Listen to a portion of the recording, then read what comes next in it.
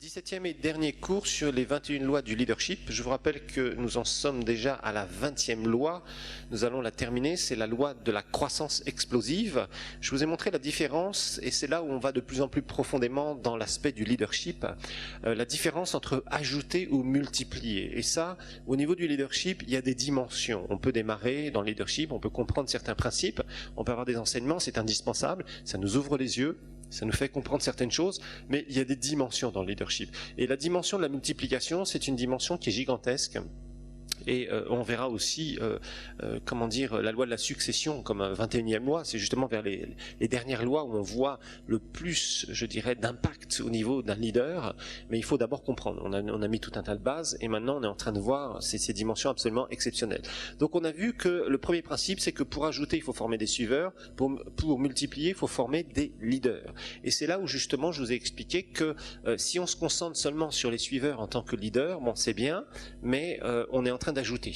Si on commence à se concentrer à former des leaders, ce qui n'est pas le cas d'un leader qui démarre dans le leadership, ça demande déjà une certaine maturité dans le leadership. À ce moment-là, on peut commencer à se concentrer sur former des leaders, qui eux-mêmes d'ailleurs formeront encore des leaders, et là, on a un impact absolument exceptionnel. Mais tout ça, ça demande une maturité du leader, ça ne se fait pas du jour au lendemain. Alors, deuxième principe que nous avions vu, les leaders qui développent des leaders, ça équivaut à une croissance explosive. C'est-à-dire que on peut, en tant que leader, former des suiveurs, bon c'est bien, mais au bout d'un moment, on est humain, donc on est limité quelque part. Si on ne forme que des suiveurs, au bout d'un moment, on risque de plafonner, même si parfois, vous voyez des églises, par exemple, qui grandissent beaucoup, ou des chefs d'entreprise qui ont un certain rayonnement, etc., etc. Si on ne forme pas des leaders, au bout d'un moment, on se limite, bien évidemment. Par contre, quand on commence à former des leaders, là, il y a quelque chose qui est super. Alors, on voit que dans le leadership, il y a une sorte de paradoxe. C'est que si on veut avoir une croissance importante, il faut qu'on se concentre sur un petit noyau. Ce petit noyau, bien sûr, c'est la formation des leaders. Donc ça, c'est pas toujours évident. Former des leaders, c'est pas facile parce qu'il y a des gens... un leader, souvent, c'est quelqu'un qui veut être indépendant. C'est quelqu'un qui dit « moi, je suis maître à bord de mon bateau ». Bon, c'est bien, mais si vous voulez former des leaders... il va falloir que ces leaders comprennent quelque chose. Il va falloir aussi que vous ayez un leadership qui soit très fort. C'est-à-dire que quelqu'un qui est déjà leader ou qui a une semence de leadership en lui, très souvent, c'est ce qu'on voit. Bon, quand on étudie l'église locale, c'est ce qu'on voit. Très souvent, il y a des leaders qui commencent à émerger et la plupart du temps, ils partent. Et ils forment eux-mêmes leur organisation, ils essaient de faire leur truc à eux-mêmes. Et bon, très souvent, malheureusement, ça ne marche pas ou peu, parce que ça va leur demander de recommencer à inventer la roue. Quand quelqu'un a déjà inventé la roue, il n'y a pas besoin de réinventer la roue. Ça veut dire que c'est mieux de construire avec quelqu'un qui a de l'expérience dans le leadership. Et je vous rappelle, par exemple, ici, nous sommes dans une nation où nous avons besoin de pères. J'en parlais avec un pasteur récemment. Nous avons besoin de pères spirituels. Par exemple, je discutais avec le pasteur Mohamed Sanogo il y a quelque temps, quand il est venu ici, et on parlait un petit peu du leadership en Côte d'Ivoire, etc., puis dans différents pays. Et puis on parlait il me racontait un petit peu quand lui, il avait certaines interrogations ou quoi que ce soit, ou certaines choses qu'il voulait connaître. Il avait des références. Il avait des gens qui étaient beaucoup plus anciens dans le ministère, qui pour lui étaient des références, vous voyez. Et ça, ces références, ce sont des leaders qui dirigent souvent des leaders. Et ça, c'est pas facile à avoir. Par exemple, ici, dans cette nation, je parlais avec un pasteur ici qui a une grosse église et que je connais bien, de mes amis, et il me disait, enfin, on discutait de ça, et je lui disais, tu vois, c'est un problème qu'on a aujourd'hui. Un problème qu'on a, c'est que, par exemple, au Burundi, l'histoire de l'église est en train de se faire. Mais on a besoin de pères, on a besoin de gens qui vont, au bout d'un moment, pouvoir enfanter d'autres leaders, etc., etc., etc. Et aujourd'hui, on n'est pas encore à ce niveau-là. Quand vous regardez l'histoire de l'Église ici au Burundi, on n'a pas encore de pères dans le leadership chrétien. Observez autour de vous. On a des gens qui ont avancé, on a des gens qui font des choses. On est en train de créer l'histoire de l'Église, c'est sûr, mais on n'est pas encore à ce stade où on a des gens qu'on peut aller voir, des leaders qu'on peut aller voir qui ont une telle expérience, qui vous diront non, non, non, voilà, je vais essayer de t'aider dans tel et tel domaine, on va faire ces réunions de leadership, etc., etc. D'ailleurs, les réunions de leadership actuellement ici, elles ont du mal parce que les gens ont besoin de pairs. On a besoin de pairs, on les a pas encore. Et ça va venir, mais ça va encore prendre du temps. Alors, nous avons vu donc là où un leader doit se concentrer s'il veut former d'autres leaders.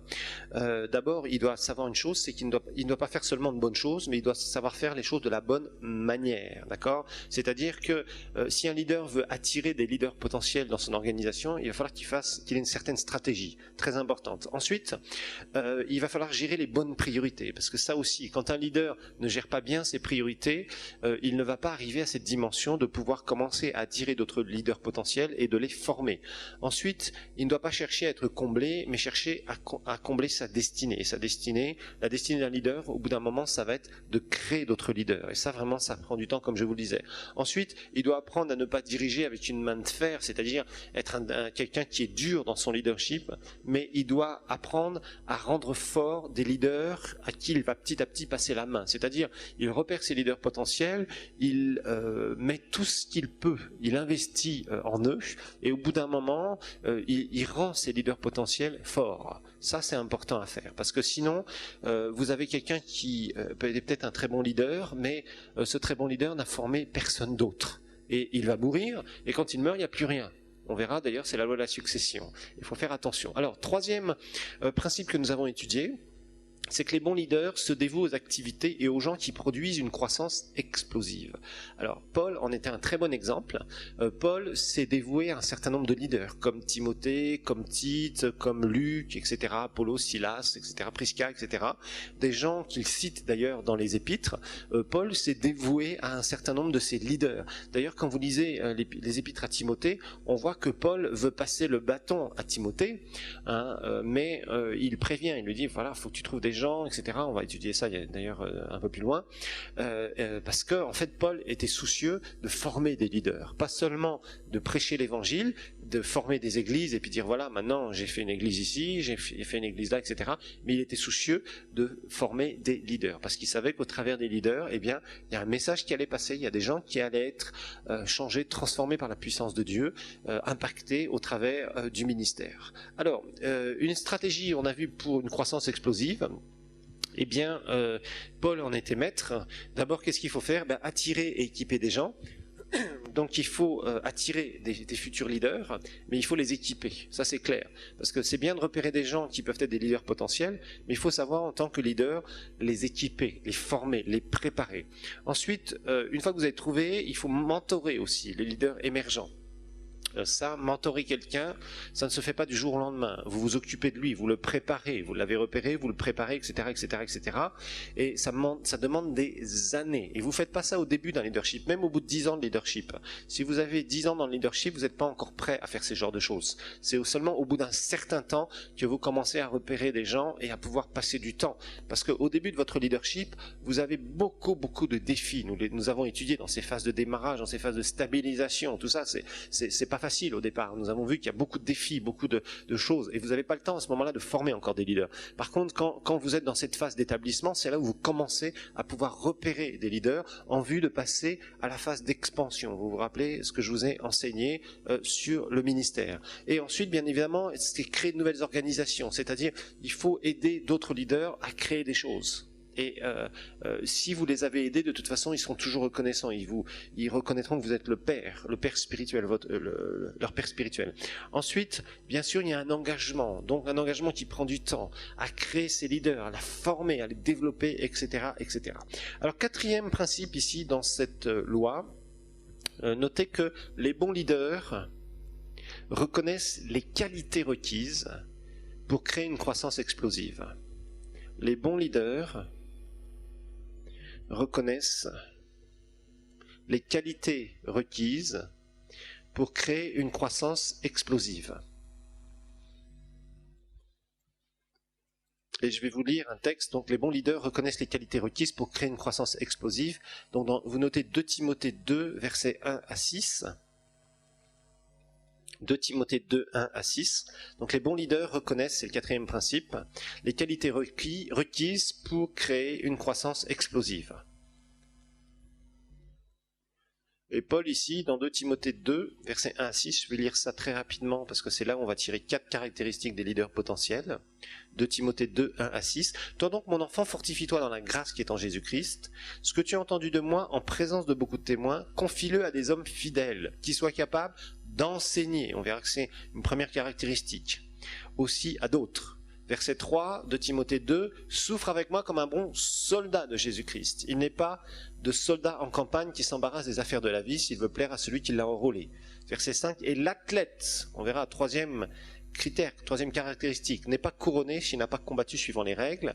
Le laboureur, verset 6, ça sera la 4e caractéristique, qui peine doit être le premier à recueillir le fruit. Ici, on va voir 4 caractéristiques donc pour découvrir des leaders potentiels. Les qualités, 4 qualités qu'il va falloir reconnaître dans les leaders potentiels. Numéro 1, donc première caractéristique, c'est l'enseignement. Ça veut dire que ici, Paul dit bien qu'un leader potentiel, il doit être capable d'enseigner, donc de transmettre une connaissance. Ça, c'est important. Un leader potentiel, c'est quelqu'un qui arrive à transmettre une connaissance qu'il a reçue, quelque chose qui vit. Ok ? Ça, c'est important, parce que si un leader potentiel n'est pas capable d'enseigner les autres, c'est qu'il a un problème quelque part. Ça veut dire que c'est pas quelqu'un qui communique avec les autres, donc c'est pas un leader, parce qu'un leader communique, obligatoirement. D'accord ? Deuxième caractéristique, être un soldat. Un soldat. Un soldat, c'est quelqu'un qui est engagé, c'est quelqu'un qui est courageux. Vous voyez ? Et c'est quelqu'un qui, bien sûr, est soumis. Il connaît ce que c'est que l'ordre, la hiérarchie. Et Paul dit, soldat, oui, et il ne s'embarrasse pas des affaires de la vie. Un soldat, c'est quelqu'un qui est engagé pour une cause. Vous voyez ? Un bon leader potentiel, c'est quelqu'un qui va être engagé pour une cause. C'est pas quelqu'un qui est en train de essayer de jouer sur les 2 tableaux, mes choses à moi, et puis bon, la cause, oui, d'accord, mais moi. Parce que quand quelqu'un s'embarrasse des affaires de la vie, il n'est pas propre pour servir, surtout pour servir Dieu. Il y a des gens comme ça, ils s'engagent dans le ministère, mais ils ne pensent qu'à eux. Il faut d'abord que leurs intérêts soient servis, et après ils vont servir les intérêts du royaume. Ça marche pas comme ça, c'est impossible. Non, ça va être quelqu'un de super engagé. Ensuite, un athlète. Un athlète. Un athlète, c'est quelqu'un qui va, évidemment, remporter des victoires. Et un athlète a 2 qualités. Qualité d'intégrité, c'est-à-dire qu'il joue selon les règles. Il sait qu'il ne peut pas violer les règles. Donc 2 qualités d'un athlète. Intégrité et discipline. Il sait se préparer. Il a la discipline. Ça, c'est important.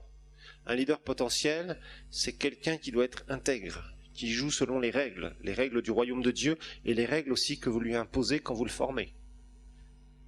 Et c'est quelqu'un aussi, donc, nous l'avons vu, qui a de la discipline. C'est-à-dire, il se prépare. Il sait qu'il y a des temps où il va se préparer. Ensuite, 4e exemple, 4e caractéristique que Paul donne, un fermier. Un fermier. Et un fermier a toujours l'honneur au travail. C'est quelqu'un qui bosse dur. Il sait qu'il ne peut pas récolter des choses, il ne peut pas récolter quelque chose qu'il n'a pas semé, qu'il n'a pas planté. Donc un fermier, c'est quelqu'un qui a une valeur au travail. Et un leader potentiel, ça doit être quelqu'un de bosseur. Les fainéants n'ont pas de place pour être des leaders, c'est pas possible.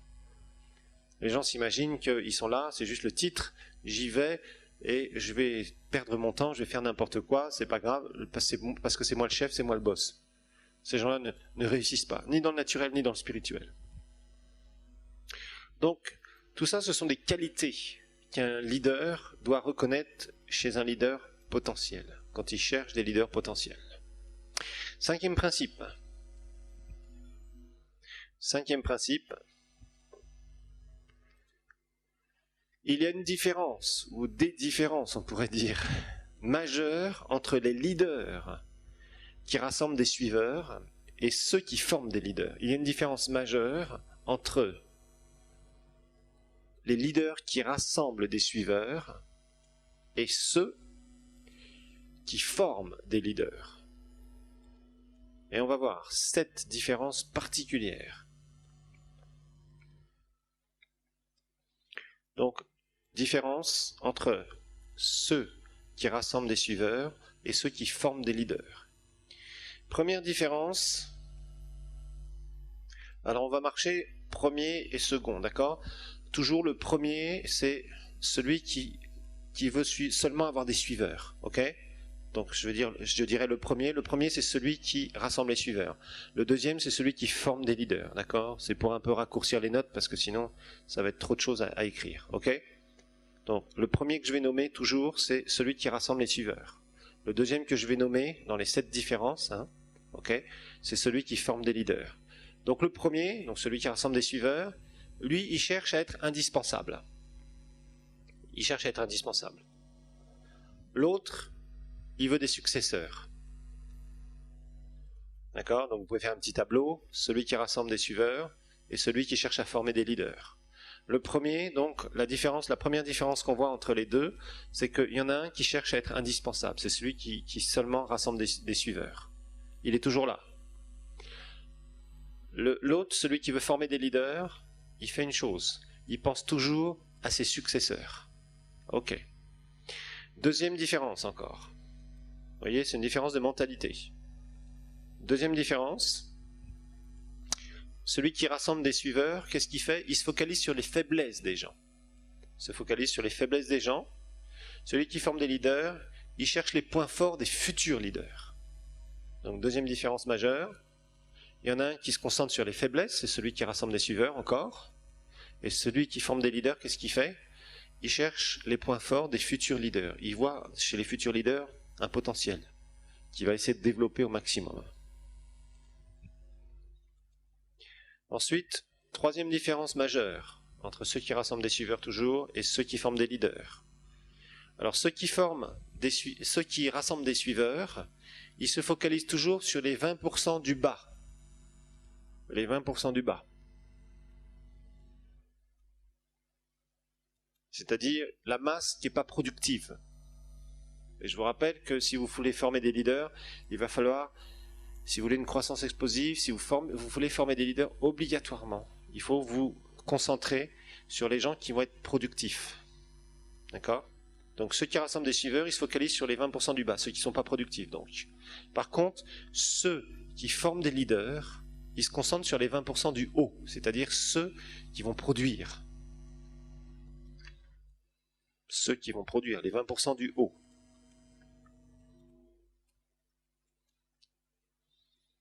C'était la troisième caractéristique, les 20% du bas et les 20% du haut.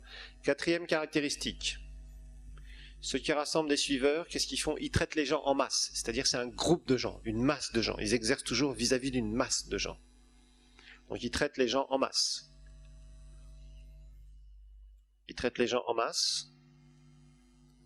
Et par contre, ceux qui forment des leaders, eux, ils cherchent les individus. Et ils investissent chez les individus. Donc, ils traitent les individus. C'est-à-dire, ils vont chercher les leaders potentiels et ils vont passer du temps avec ces gens-là pour les mentorer. Alors que celui qui rassemble que des suiveurs, il dit c'est moi le leader, voilà ce que vous allez faire. Il traite les gens en groupe, vous voyez. Mais il ne prend pas la peine de s'occuper des personnes individuellement. Ensuite, cinquième caractéristique. Différence particulière entre ceux qui rassemblent des suiveurs et ceux qui forment des leaders. Cinquième différence, c'est qu'en fait, ceux qui rassemblent des suiveurs dépensent leur temps. Ils dépensent leur temps. Ceux qui forment des leaders investissent leur temps. C'est une différence de mentalité complète. Je rassemble des suiveurs, donc je passe le temps là avec eux et j'exerce mon leadership. Ceux qui forment des leaders, ils investissent leur temps, c'est-à-dire qu'ils savent gérer leur temps pour former les leaders potentiels. C'est une grande différence de mentalité chez un leader. Ça, c'est typique. Sixième différence, ceux qui rassemblent des suiveurs, en général, ils s'engagent pas beaucoup. Il y a peu d'engagement de leur part. Peu d'engagement de leur part. Parce qu'ils rassemblent des gens, une fois qu'ils ont terminé, bye bye. Et après ils reviennent, ils s'occupent d'eux. Donc peu d'investissement. D'engagement. Ceux qui forment des leaders, par contre, ils vont être très engagés. Parce qu'ils vont souvent être dans des moments où ça va secouer, où il va falloir aider des gens dans des crises. Parce que vous savez, les leaders potentiels passent par beaucoup de crises, c'est normal. Vous êtes obligé de les aider, de les mentorer. Donc il y a beaucoup d'investissement de votre part. Vous ne pouvez pas vous dire, bon, ok, je m'en suis occupé un peu de celui-ci, bon allez, vite, ça ne m'intéresse plus maintenant. Non, non, vous êtes engagé vis-à-vis de ces gens-là. Il faut les préparer. Il y a un engagement mutuel, très important.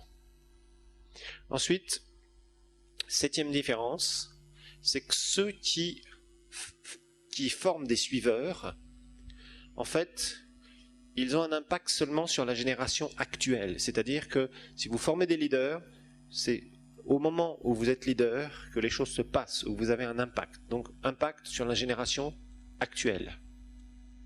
Ceux qui forment des leaders, par contre, ils ont un impact sur la génération future. Parce que c'est ces gens-là qui vont former, qui vont continuer et étendre la vision. Donc, les premiers, c'est génération actuelle, et la différence, c'est que ceux qui forment des leaders, ils ont un impact sur les générations futures. Et Paul savait ça. Quand vous relisez l'épître à Timothée avec un regard du leadership, vous verrez que Paul pensait à non plus l'impact qu'il pouvait avoir dans son ministère présent, mais à la suite. C'est pour ça qu'il donnait des recommandations à Timothée. Et dans les 2 épîtres à Timothée, on a des sérieuses recommandations justement pour les leaders. On appelait ça les épîtres pastorales, je vous le rappelle. D'accord? Alors, cette leçon ici, cette loi, cette 20e loi, c'est pas pour dire que des gens qui rassemblent que des suiveurs, ce sont de mauvais leaders. Non, c'est une étape du leadership. D'accord? C'est ça qu'il faut que vous compreniez. C'est pas une critique ici, vis-à-vis des gens qui rassemblent des suiveurs. Au début du leadership, vous rassemblez des suiveurs, c'est normal. Puis, vous les amenez dans les hauteurs. Et quand vous les avez amenés dans les hauteurs, au bout d'un moment, il ne faut pas se dire, j'en ai terminé dans mon leadership, maintenant je suis un grand leader. Non, non, non, non, c'est pas ça. L'objectif de cette leçon, enfin de cette 20e loi, c'est de se dire, il y a plus. Ça veut dire, tu as peut-être réussi parce que tu as rassemblé des suiveurs. Maintenant, qu'en est-il de la phase, est-ce que tu es en train de former des leaders ? Voilà, c'est ça la question qu'un leader doit se poser un jour ou l'autre. Et je vous dis, cette question, il ne peut pas se la poser au début de son leadership. Il se la pose peut-être 10 ans, 15 ans, 20 ans après avoir travaillé durement et avoir déjà réussi à rassembler des suiveurs et à les avoir amenés quelque part, dans une vision. Et au bout d'un moment, il va y avoir des leaders émergents qu'il va repérer et qu'il va préparer. Il commencera peut-être à les préparer un peu plus tôt, mais il y a un moment où particulièrement il aura du temps pour se concentrer. Vous savez, quand vous mettez des choses en place dans le leadership, au début, vous êtes obligé d'être partout en même temps, au four et au moulin en même temps. Et c'est pas facile. Vous êtes obligé de tout faire, parce que rien n'est fait. Et petit à petit, vous mettez des gens en place, ou vous déléguez un petit peu, mais ça, c'est pas vraiment vos leaders futurs potentiels qui vont continuer la vision. Ça, c'est des gens qui sont en train de vous aider pour l'instant. Là, on parle de leaders qui vont se reproduire en vous. De gens que vous allez former et qui vont porter cette vision partout, fidèlement, d'une façon intègre, que vous aurez formé. Ça prend du temps. Il n'y a pas de secret, mais c'est une immense rémunération dans le leadership parce que ça amène une multiplication.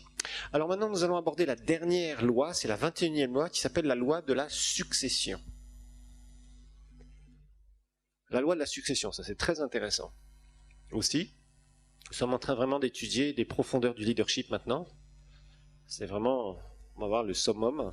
Hein. D'abord, on forme des leaders, on veut une croissance explosive, mais après, on va se poser la question, le leader fait un super boulot, ok, d'accord, mais un jour il va mourir. Qu'est-ce qui va rester après lui? Ça va être la question que chaque leader devra se poser un jour. Il ne se la pose pas au début. Au début, on ne se pose pas ces questions. On se la pose au bout de dizaines et de dizaines d'années dans le leadership.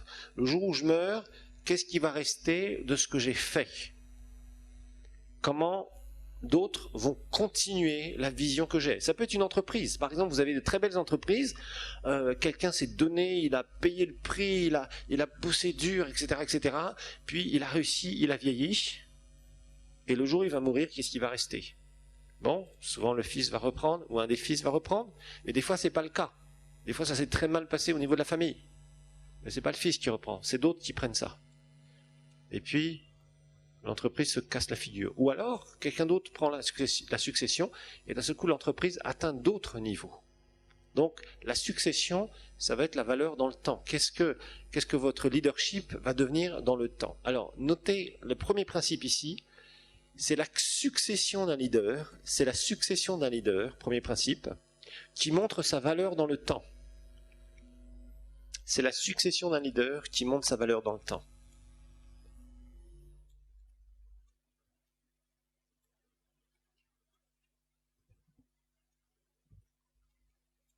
Et ça, c'est quelque chose qui est très important à réfléchir pour un leader.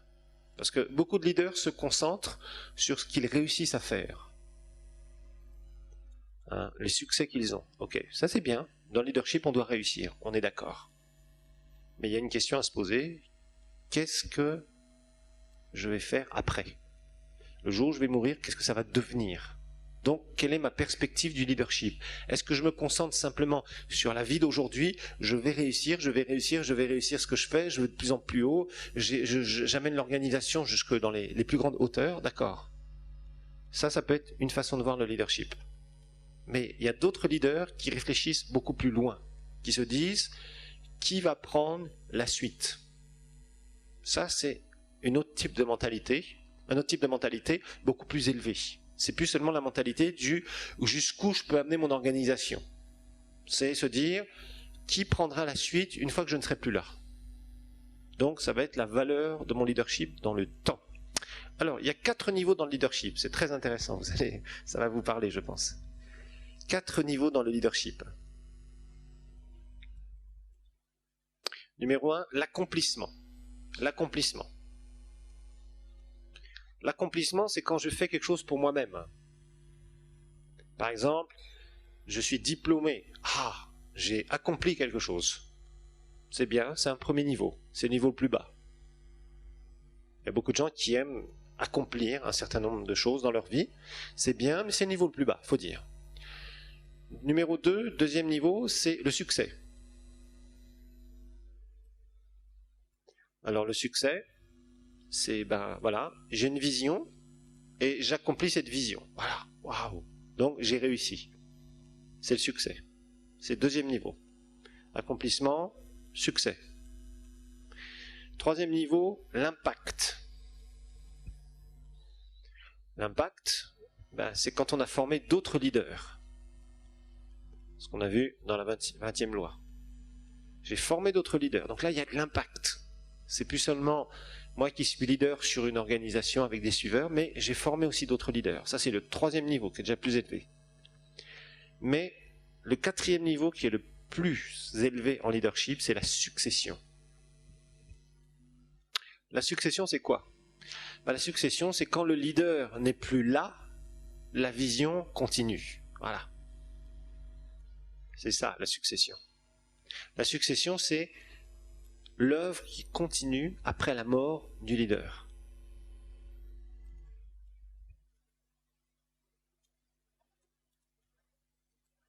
Donc en fait, on peut mesurer l'impact d'un leadership ou d'un leader avec le temps, son temps d'absence.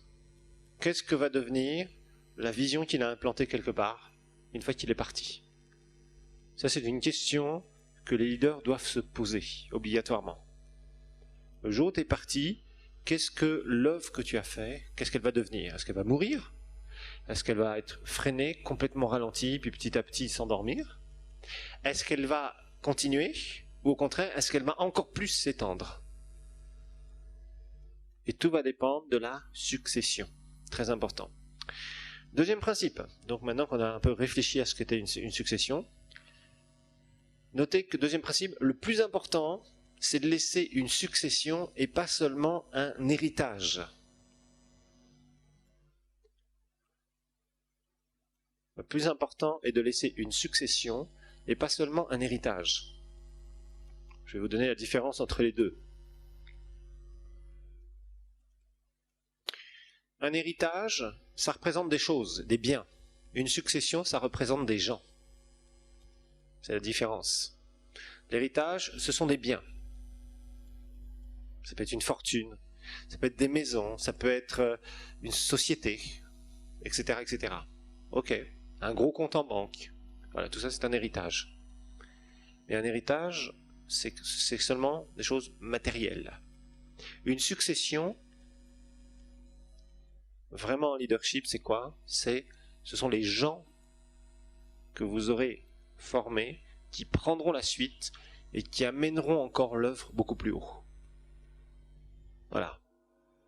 C'est ça la différence. Donc ce sont des gens que vous aurez formés et qui amèneront l'œuvre encore plus haut. Bon, quand on regarde par exemple Jésus, qu'est-ce qu'il a fait? Jésus savait qu'il allait partir. Il savait qu'il allait avoir son ministère pendant 3 ans et demi, qu'il allait mourir sur la croix, qu'il allait ressusciter, mais qu'il allait aussi partir. Et Jésus s'est concentré sur quoi? Il s'est concentré sur 12 bonhommes. Ses disciples. Pourquoi? Parce qu'il savait que dans les disciples, qui deviendraient apôtres, ça serait eux qui feraient quoi?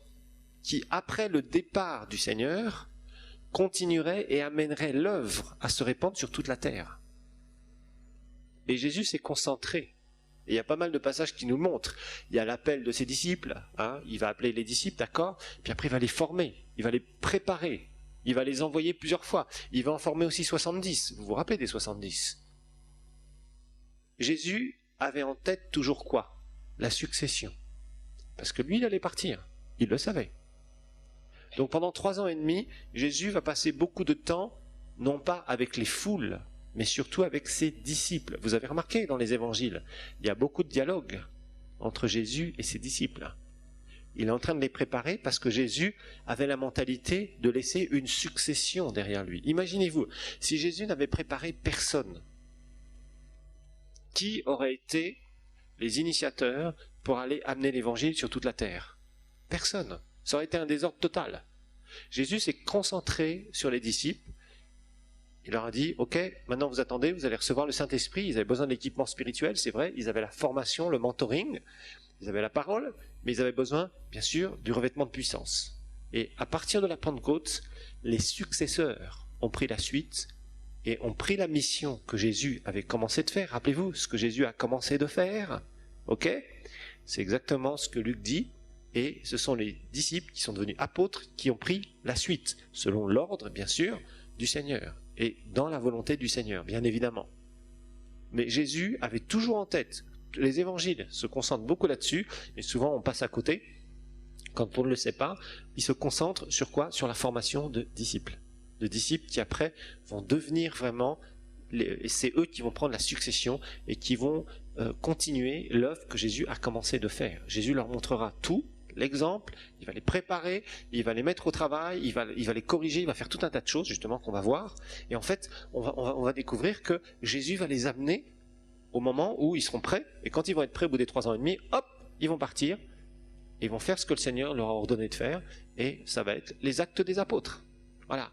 Donc Jésus avait toujours cette mentalité de préparer une succession parce que Jésus savait qu'il allait repartir auprès du Père. Donc ça, c'est la mentalité qu'on trouve dans le Seigneur. Alors, on va regarder un petit peu, avant de s'attacher à ce que le Seigneur et a fait au travers de ses disciples, on va regarder un petit peu la réflexion d'une personne.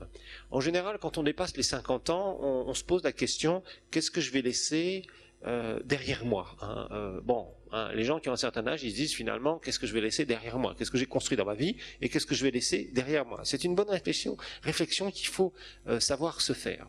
Alors, il y a 3 sortes de choses que des gens laissent derrière eux. 3 sortes de choses. Vous savez, dans la vie, il y a des moments où on est très productif et des moments où on est moins productif. Plus on vieillit, moins on est productif, en tout cas dans le naturel, en général. Dans le spirituel, je crois que c'est très différent, en tout cas je le crois personnellement pour ma vie, que les dernières années de ma vie seront les années les plus productives. Ça, j'en suis pleinement convaincu. Alors les gens laissent derrière eux 3 choses. D'abord des souvenirs. Des souvenirs. Ça, c'est la première chose que des gens laissent. Vous avez la photo de quelqu'un qui a fait quelque chose. Voilà. On collectionne des souvenirs. Il y a des événements. On prend des photos, etc., etc. Et il y a des gens qui laissent ça derrière eux. Des activités dans lesquelles ils étaient impliqués. Ça peut être des équipes de sport, ça peut être avoir travaillé dans une société, ça peut être avoir remporté telle ou telle chose, etc., etc. Bon, ok, ça, les gens aiment ça, laisser des souvenirs. Ensuite, les trophées. Deuxième chose que les gens laissent, ce sont des trophées. Le souvenir, ça marque seulement que on est venu sur cette terre. C'est tout ce qu'on, voilà, c'est tout. On sait qu'un tel est venu un jour sur cette terre. On a des photos de lui, on a quelques lettres, quelques trucs. Bon. Deuxième chose que des gens laissent, ce sont des trophées. Les trophées, ça marque une victoire, des choses qu'on a achevées. Les trophées marquent une victoire, quelque chose que tu as achevé, tu as fait ça, tu étais ceci, etc., etc. Tu étais, en fait, tu as montré que pendant une période de ta vie, tu étais capable d'être au-dessus de la masse des gens. Voilà. Un trophée, c'est parce que tu as réussi quelque chose que d'autres n'ont pas réussi. Tu étais le premier là. Le premier de ta promotion. Tu as réussi, tu as couru une course et tu as été champion du monde, d'Afrique, d'Europe, d'Amérique, de tout ce que tu veux. Voilà, tu as un trophée. Un jour, tu étais dans une équipe et vous avez remporté telle chose. Vous avez fait les meilleures ventes dans l'entreprise machin truc cette année-là et tu as été reconnu comme étant le meilleur vendeur, etc., etc. Tu as été le meilleur directeur, etc. Tout ça, ce sont ce sont des choses intéressantes, c'est sûr. Ok. C'est la reconnaissance, voilà. On t'a reconnu, donc on t'a donné quelque chose, on t'a donné un diplôme, on t'a donné une médaille, on t'a donné une coupe, on t'a donné quelque chose. Ça, c'est un trophée. T'as réussi quelque chose. T'as eu des félicitations. Il y a eu des gens très officiels qui sont venus ce jour-là et tu as eu même droit au discours et on t'a même nommé. Voilà. Donc, waouh. Bon, ça, c'est bien. Mais ça n'a pas de valeur durable. Le jour où t'es mort, il n'y en a plus. Il y a juste une coupe quelque part et on se dit, ah oui, il avait remporté ça, il avait fait ceci, il avait fait cela. Troisième chose. Une succession. Une succession.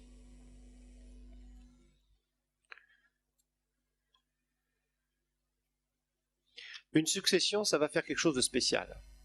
Ça va être l'impact que tu auras laissé de ta vie sur les générations futures. L'impact que tu auras laissé de ta vie sur les générations futures. C'est ça une succession. En fait, c'est un don à une génération future. Ou aux générations futures. Et c'est ce que Jésus a fait. Jésus a préparé, a prévu une succession. Il avait un grand message, c'était la bonne nouvelle. D'accord ? Mais la succession, c'était sa méthode. Jésus a utilisé cette méthode de travail. Laisser une succession derrière lui. Il avait un grand message, il guérissait les malades, il libérait les démoniaques, il enseignait, il prêchait. Mais il avait toujours en tête la préparation pour le jour où il repartirait auprès du Père. C'était la méthode de Jésus. Il avait son message, la bonne nouvelle, il était loin pour ça, mais il a préparé une succession. C'était vraiment une partie importante de son ministère. Troisième grand principe, les successions ne sont pas laissées par accident ou par hasard. Les successions ne sont pas laissées par accident ou par hasard. C'est-à-dire que c'est quelque chose qui est planifié. C'est pas quelque chose qui va se passer tout seul. Tu vas être obligé de préparer cela, et pas n'importe comment.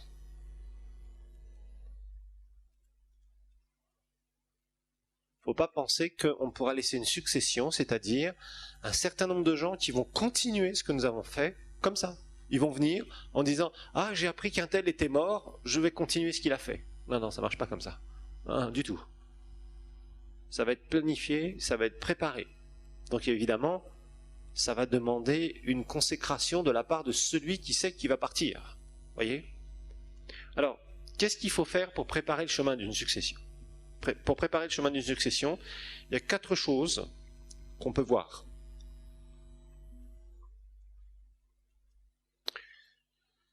Numéro 1, 4 choses qu'on peut voir pour préparer une succession. Numéro 1, décidez d'avance ce que vous voulez abandonner.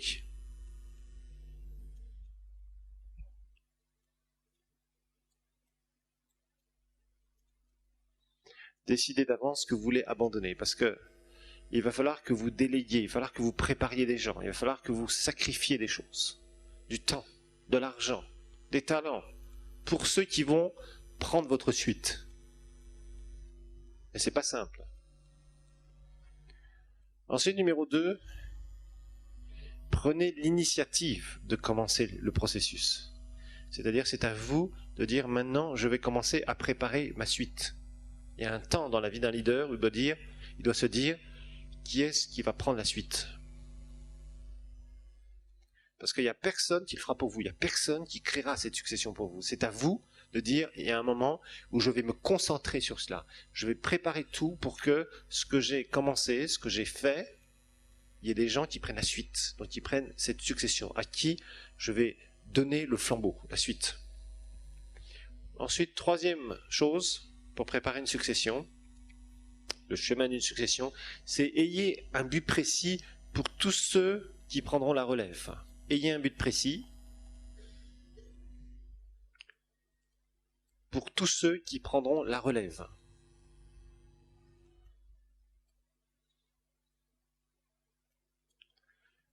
Donc ça va être de trouver les bonnes personnes qui vont prendre la suite et de les préparer. Et parfois, c'est pas facile. C'est pas facile. Il y a des successions qui se passent très bien, il y a des successions qui se passent très mal. Par exemple, dans les églises. Quand on voit John Austin et son fils Joel Austin. Joel Austin, c'est celui qui a la plus grosse église aux États-Unis aujourd'hui. Et John Austin, c'était vraiment un homme de Dieu qui a donné sa vie pour l'évangile. Moi, personnellement, j'ai eu la grâce dans les années 80 de juste assister à un séminaire qu'il faisait dans son église à l'époque, à Houston, au Texas. Et donc il avait construit une église, il s'était mis dans un quartier d'ailleurs qui était assez défavorisé à l'époque, et il avait construit un building à peu près de 10 000 places. Et je crois, si je ne me trompe pas, ils n'avaient pas réussi, même du vivant de John Austin, à remplir ce building complètement. Je crois qu'ils avaient 6 à 7 000 personnes. Et John Austin avait un grand cœur pour la mission, il donnait beaucoup d'argent pour qu'il y ait l'évangile qui soit prêché partout, il allait dans le monde entier. C'était un homme qui vraiment a beaucoup travaillé et qui était parti de rien. Il avait travaillé très durement. Et son fils a pris sa succession. Vraiment, le Seigneur a mis une onction sur cet homme, Joel Austin. Et quand il a pris l'église, ils ont relocalisé l'église et l'église a explosé. Ils sont arrivés à 40 000 personnes, plus grosse église des États-Unis. Et franchement, le fils de John Austin, donc Joel Austin, à l'époque où son père était vivant, il ne prêchait pas. Quasiment, il a juste prêché vers la fin quand son père est mort. En fait, il s'occupait des choses multimédia, il était derrière une caméra, il s'occupait du département multimédia, il faisait les émissions de télé de son père. Son père avait fait de la télé depuis très longtemps, et puis toutes sortes de choses multimédia. Et en fait, Joel Austin, quand il a, juste vers la fin de la vie de son père lui a demandé de prêcher quelques fois. Et son père est mort, je crois que quand Joel Austin était en train de prêcher, son père est mort sur l'estrade, si mes souvenirs sont bons. Et Dieu a donné une onction à son fils, donc à Joel, et Joel a pris la suite, et ça s'est très bien passé. Bon. Il y a par exemple aussi Samuel Peter Schmidt qui commence à prendre la succession de Jean Peter Schmidt en France, qui a une église assez grosse, qui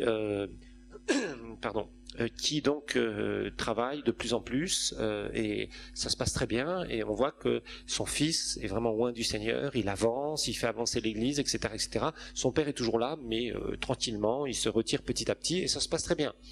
Il y a d'autres successions. Je me souviens d'une église en région parisienne qui, dans les années 80, était vraiment une église d'avant-garde, c'est-à-dire tout le monde en parlait, ça marchait très bien, etc., etc., etc. Et il y a eu un pasteur qui commençait à vieillir et qui donc voulait qu'un autre pasteur commence à prendre la suite, et ça s'est très mal passé. L'église s'est complètement cassé la figure. Aujourd'hui, c'est une église qui marche très mal, il faut dire ce qu'il y a. Il y a beaucoup de problèmes parce que le père qui avait été là, qui avait fondé l'église, je crois, qui avait fait avancer l'église, qui était issu d'un mouvement très évangélique pur et dur au départ, qui a connu le baptême de l'esprit, qui a connu les réveils charismatiques, qui avait amené l'église vraiment dans certaines hauteurs. Au bout d'un moment, eh bien, il a mal géré la succession. Ça s'est très mal passé. Il y a eu des histoires, il y a eu des divisions dans l'église, etc., etc. Donc parfois les successions se passent très bien, parfois elles se passent très mal. Tout dépend comment ils ont été préparés. Voilà. Je me souviens aussi, je faisais des enseignements comme ça il y a quelques années dans une église. en France, et il y avait la fille d'un grand pasteur, je ne dirais pas où pour pas qu'il soit reconnu, juste à la fin de l'enseignement, elle a éclaté en larmes et elle me disait: oui, mon père est en train de vieillir, il a vraiment fait une très belle œuvre, il a une belle œuvre, mais elle me dit: je sais pas comment la succession va se passer, parce qu'en fait la succession n'est pas préparée apparemment, et le père est assez âgé, c'est un pasteur qui est quand même assez âgé, donc je sais pas combien d'années encore il va vivre, mais apparemment la succession n'est pas prête. Et vous voyez, donc parfois c'est dur, et pour un leader, que ce soit un pasteur, que ce soit un chef d'entreprise, il y a des entreprises, si vous étudiez la vie de certaines entreprises, des gens qui ont donné toute leur vie pour réussir une entreprise, et quand la suite a été prise, ça a été très bon ou très mauvais. Et une succession, ça se prépare. Une succession, ça se passera pas comme ça, parce que d'un seul coup, on dit: ben voilà, j'ai fait ça, et bien, on verra bien. Bon, je vais mourir demain, entre guillemets, et la suite, eh bien, tout le monde va prendre la suite. Non, souvent, quand la succession n'est pas préparée, les gens se tirent dessus. Il y a des intérêts perso. On attendait que le vieux dinosaure passe et parte, et quand le vieux dinosaure est passé, eh bien, les loups sont venus. Et c'est là où les gens se bagarrent, etc. Quand la succession n'est pas préparée. Et c'est pour ça que bien préparer une succession, ça demande du temps. Donc il faut avoir un but précis. Il faut déjà voir un peu les gens qui peuvent prendre la suite. Quand vous savez que vous allez bientôt partir, il faut savoir si vous allez faire des disciples ou des fils. Hein, je vous ai donné cette notion, je crois, récemment, entre le disciple et le fils. Le disciple, il apprend des choses, mais il a souvent ses propres ambitions et sa propre vision. Le fils, c'est celui qui est vraiment de la maison. D'accord ? Et quand vous avez réussi à former un fils, je ne parle pas dans le naturel, je parle dans le spirituel. À ce moment-là, quand vous avez vraiment un fils, c'est quelqu'un qui reprendra ce que vous faites avec l'esprit avec lequel vous avez fait ces choses-là. Il continuera, et souvent Dieu bénira la suite. Pourquoi ? Parce que ça serait une vraie succession. Ça peut être un fils dans le naturel qui prend la suite, effectivement, par exemple, d'une église, d'un pasteur. Ça arrive aussi un certain nombre de fois, et c'est pas mauvais. D'ailleurs, on voit, j'ai remarqué, quand on étudie un peu ce genre de choses, il y a des fois des gens, vous savez, qui sont dans le ministère depuis des générations et des générations, et des fois Dieu suscite des ministères comme ça. Je connais comme ça un puissant prédicateur qui est utilisé en Suisse, et je crois qu'il est de la 5e génération de serviteurs de Dieu, et Dieu a oint cet homme d'une façon exceptionnelle, entre autres dans la guérison et dans l'évangélisation. Un des rares francophones comme ça qui est utilisé autant dans le monde actuellement, et c'est une succession de générations, vous voyez, qui ont servi le Seigneur. Et Dieu nous bénit quand on sert le Seigneur de génération en génération en génération. Il y a quelque chose de spécial. On le verra dans les générations futures, mais souvent c'est ce qu'on voit à droite à gauche. Souvent ce sont des bonnes racines qui sont plantées, et puis petit à petit ça porte de bons fruits de génération en génération. Okay ? Donc là on voit que si une succession ça se prépare, il faut repérer les bonnes personnes, les mettre à leur place, voir leur potentiel, les développer, etc., etc.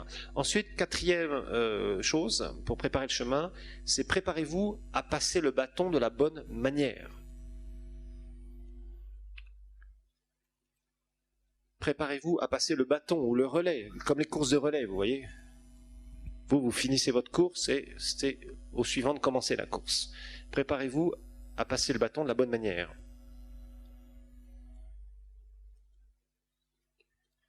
Donc ça aussi c'est important, parce que parfois les gens ne sont pas prévenus, la personne qui était en charge meurt, et puis tout le monde se dit: mais qui va prendre la suite ? Comment ça va se passer ? Etc., etc., etc. Vous voyez, ça se passe mal. Donc, quand ça se prépare une succession, et il y a des gens qui savent correctement se retirer et commencer à laisser leurs successeurs, tant qu'ils sont vivants, c'est ce qu'il faut faire, prendre la suite. Et ils se retirent petit à petit. Ça, c'est très sage. La succession qui s'est très mal passée, dont je vous parlais tout à l'heure dans l'église, dans une église là, c'est parce que le vieux pasteur, il était toujours là. Il avait dit: celui-là, c'est mon successeur, mais il était toujours là. Et c'est lui qui contrôlait encore l'église, alors que l'autre était déjà là. Et ça, c'est pas bon. Donc il faut qu'il y ait une sorte de vase communicant, en douceur, pour que les gens savent que c'est lui qui prend la suite, et que quand la personne, soit qui a fondé, ou soit qui était en charge de toute l'œuvre qu'il a développée, eh bien part, les gens sont habitués à voir que c'est lui le successeur, qu'il est bien reconnu, que c'est clair, vous voyez. Les choses pas claires créent la confusion et permettent des brèches souvent, et des histoires qui ne devraient pas se produire. Alors, 4e principe ici, notez que les leaders investissent dans les gens pour leur succession. Les leaders investissent dans les gens pour leur succession.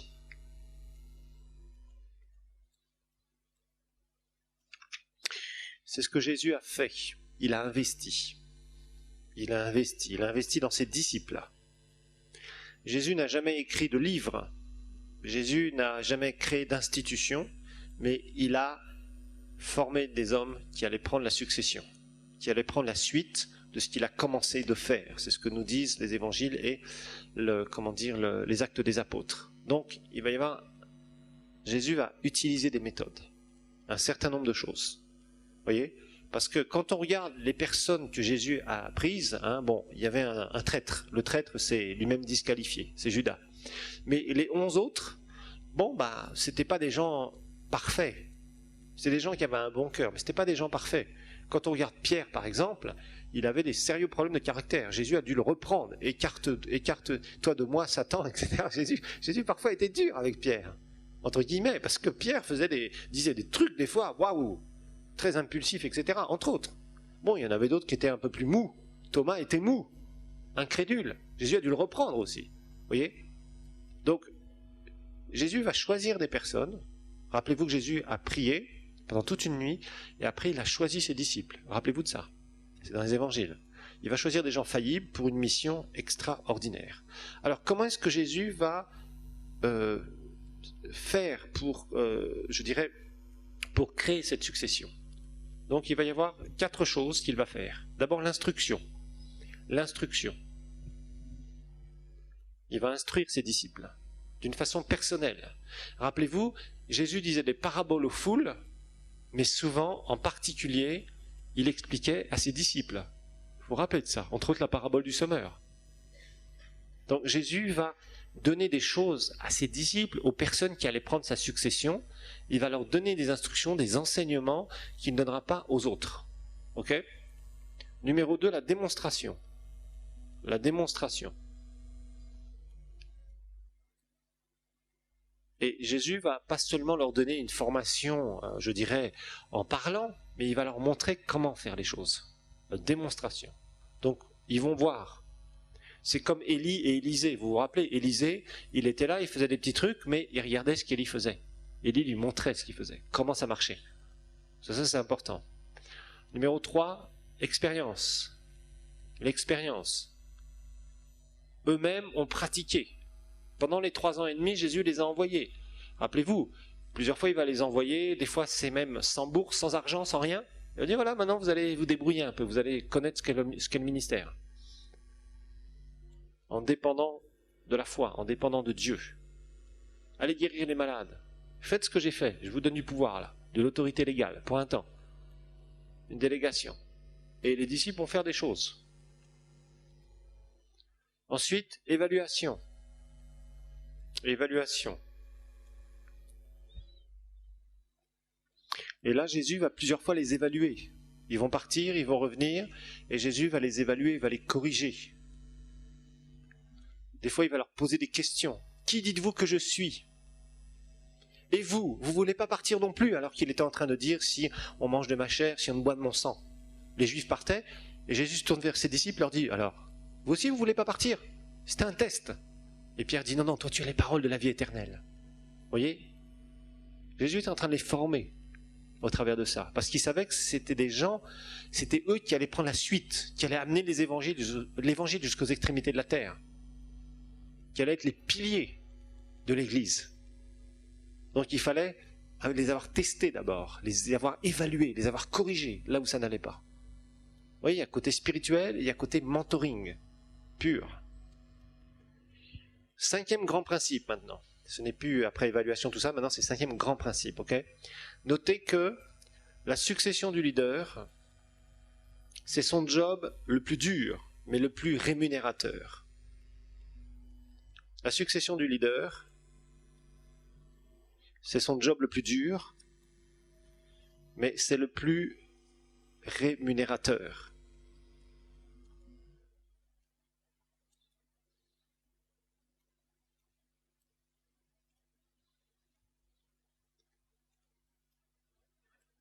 Alors ça, c'est vraiment super pour quelqu'un qui a été un grand leader, quand il est encore vivant, qu'il peut voir ses successeurs commencer à porter les fruits et à continuer à porter l'œuvre. Ça, c'est extraordinaire. Tu es là, tu te dis finalement, je vais m'effacer de la scène de plus en plus, et je vois les gens qui prennent ma succession, ils sont en train de monter, ils font un super boulot, ils ont vraiment compris. Ça, c'est extrêmement rémunérateur, ça remplit de joie quelqu'un. Voyez, de se dire finalement, plus je m'efface, plus je vois que les gens qui prennent la succession sont capables, qu'ils ont vraiment compris, ils amènent de plus en plus haut la vision. Ils marchent exactement dans ce que je leur ai montré. Ça, c'est extraordinaire. Il n'y a rien de plus rémunérateur et de plus qui peut vous remplir de joie si vous êtes leader. Alors que si vous êtes leader, que vous êtes au bout de votre course et que vous dites « mais je ne sais pas ce que je vais faire ». Et des fois, on a vu des gens dans le ministère comme ça. On voit des grands hommes de Dieu qui ont été utilisés par Dieu sur toute la planète, certains. Ils meurent, il n'y a plus personne après. C'est triste. C'est vrai que ce n'est pas l'homme qui donne l'onction, mais Dieu voulait préparer des gens. Dieu voulait préparer des gens. Il y en a certains, franchement, ils ont eu des super ministères, mais quand ils sont morts, leurs enfants ne voulaient même pas servir le Seigneur parce que ça n'allait pas. Ils ont eu des familles où ça n'a pas été, où ils ont préparé personne. Par contre, ils ont exercé de grands ministères. Ils ont guéri des malades, ils ont évangélisé en masse, ils ont fait plein de trucs, mais il n'y avait pas de suite. Par exemple, actuellement, si vous regardez les campagnes de Reinhard Bonnke, c'est très intéressant. Moi, j'ai beaucoup aimé ces dernières campagnes. Il y a surtout une vidéo, quand il montre certaines images, j'ai vu ça la dernière fois, je trouvais ça très émouvant et superbe. Reinhard Bonnke a eu un ministère exceptionnel. Et surtout ici sur le continent, je crois que c'était vraiment un homme choisi par Dieu au niveau de l'évangélisation, des grosses croisades, etc., etc. Et il a vraiment été quasiment dans tous les pays ici en Afrique. Et récemment, je regardais ils avaient des croisades. Et plus ou moins grandes, ça dépendait des endroits où ils étaient. Ils étaient dans certaines villes du Nigeria, d'ailleurs où ils avaient été interdits. Son organisation avait été interdite pendant des années au Nigeria, parce que les Nigérians, le gouvernement ne voulait pas de Bonnke, c'était terrible. Il y a eu un terrible combat spirituel derrière tout ça, évidemment. Et récemment, je voyais dans certaines de ces croisades, Bonnke était là, il préparait des croisades, et puis il y a un moment, il commençait à parler à la foule. Et puis il a présenté quelqu'un d'autre, un évangéliste qui est en train vraiment de monter, que Dieu utilise de plus en plus, comme Bonnke d'ailleurs, qui prie pour les malades, il a des résultats extraordinaires. Et il y a un moment, on voit dans la vidéo, il fait comme ça, et l'évangéliste est un peu surpris du geste de Bonnke. Et on voit, et l'évangéliste commence à prendre là, Reinhard Bonnke s'assoit tranquillement, et l'évangéliste fait la croisade. C'est vraiment super. On voit toute une succession qui est préparée derrière tout ça. Et je pense que c'est cet homme-là, ce frère-là, qui va prendre la suite apparemment des croisades de Bonnke. En tout cas, c'est de plus en plus, on le voit apparaître sur la scène, au nom de l'organisation de Bonnke, bien évidemment. Et c'est super, ça montre que Bonnke pense à sa succession, bien qu'il ne soit pas si vieux que ça, mais il pense à former aussi d'autres personnes. Et quand le Seigneur approuve, qu'il met une onction sur ces gens-là, on voit, et il donne, il s'efface un peu, alors qu'il a fait des croisades avec des millions de personnes devant lui, c'était exceptionnel, il a eu un ministère exceptionnel, Reinhard Bonnke. On voit là, il y a cet homme qui est là, qui a, je sais pas, même pas une quarantaine d'années, qui est là, en train d'être devant les foules aussi, mais au nom de l'organisation de Bonnke. Et Bonnke, même s'il est sur l'estrade, hop, il va s'asseoir et il laisse ce frère en train d'évangéliser. Moi, je trouve ça extraordinaire. Je trouve que c'est vraiment quelqu'un qui a une perspective de voir d'autres prendre le flambeau et de prendre la succession. Je trouve ça absolument extraordinaire.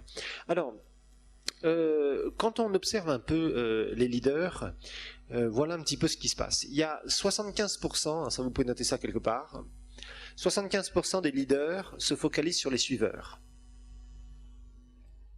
75% de leaders se focalisent sur les suiveurs. 75% de leaders se focalisent seulement sur les suiveurs, c'est-à-dire on forme que des suiveurs.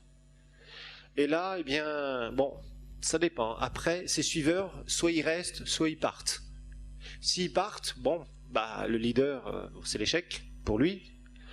Les gens qui restent, qui le suivent, bon, bah c'est bien, mais c'est le succès du leader seul. Ok ? Il y a 20% des leaders qui se focalisent sur la formation des leaders.